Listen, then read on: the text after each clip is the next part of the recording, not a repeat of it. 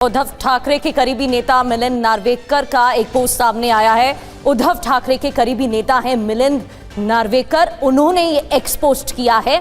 मिलिंद ने पूर्व आईपीएस रश्मि शुक्ला को लोकायुक्त बनने पर बधाई दी है। पूर्व आईपीएस रश्मि शुक्ला उद्धव ठाकरे की गुड बुक्स में नहीं है। उद्धव गुट ने रश्मि शुक्ला पर गंभीर आरोप भी लगाए थे।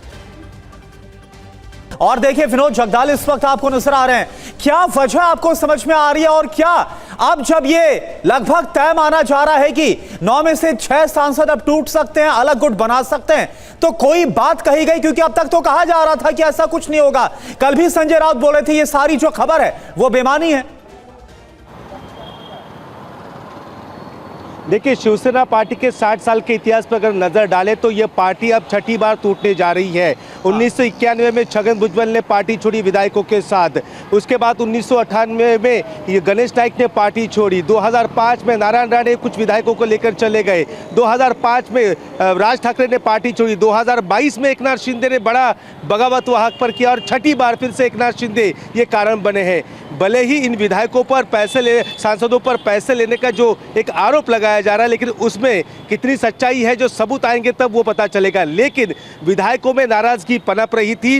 लोग विधानसभा चुनाव के बाद वो पार्टी में खुद को असहज महसूस कर रहे थे।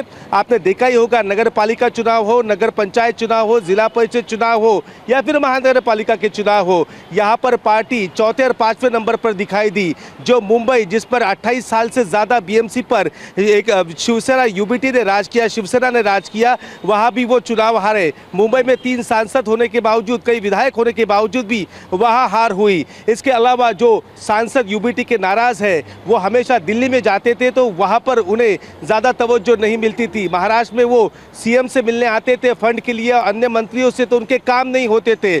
ऐसे में वो एकनाथ शिंदे के पास जाते थे, श्रीकांत शिंदे के पास जाते थे। उनके एक फ़ोन कॉल पे उनके निजी काम या फिर चुनाव क्षेत्र के कोई भी काम वहाँ पर होते थे। तो जाहिर सी बात है, एकनाथ शिंदे का प्रभाव उन विधायकों पर पड़ना ही था। इन विधायकों को पता था कि यहाँ पर अगर अगली बार जीतना है तो पार्टी छोड़नी पड़ेगी। और एक सबसे अहम बात, जो मीटिंग पिछले दिनों मातोश्री पर हुई थी, 5 सांसद जो ऑनलाइन मौजूद थे, उनके सामने उद्धव ठाकरे ने कहा कि जिसको पार्टी छोड़नी है वो पार्टी छोड़कर चले जाए और मैं आपका हाथ पकड़कर नहीं रख सकता। तो जाहिर सी बात है, सांसदों को लगा कि अब यहाँ पर सब कुछ सही नहीं है।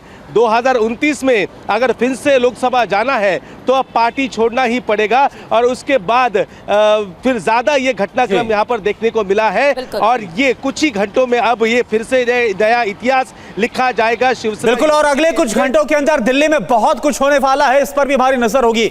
एक और बड़ी खबर का हम रुख कर रहे हैं। प्रगति।